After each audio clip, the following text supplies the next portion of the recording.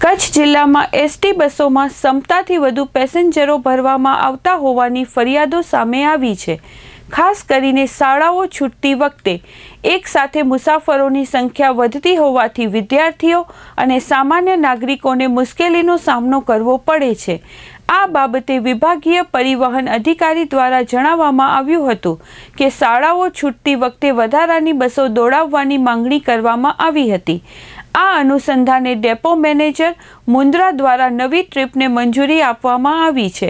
નવી ટ્રીપ મંજૂર થતાં કચ્છ યુનિવર્સિટી તરફ આવતીકાલથી વધુ એસટી બસો દોડાવવામાં આવશે, જેથી ક્ષમતાથી વધુ મુસાફરો ભરાવાની સમસ્યા દૂર થાય અને મુસાફરોને વધુ સલામત તથા સુવિધાજનક મુસાફરી મળી રહે। વિભાગીય પરિવહન અધિકારી વિપુલ ચૌધરી ગત રોજનો જે બનાવ છે એમાં શાળા છૂટવાના ટાઈમે એટલે કે યુનિવર્સિટીઓ જ્યારે પીક અવર્સ હોય છે 12:30 વાગે વિદ્યાર્થીઓ દ્વારા આશરે 5-10 મિનિટ જેવું બસને રોકવામાં આવેલ હતી। એમની માગણી એવી હતી કે આ સમય દરમિયાન એક વધારાની ટ્રીપ આપવામાં આવે, જે અનુસંધાને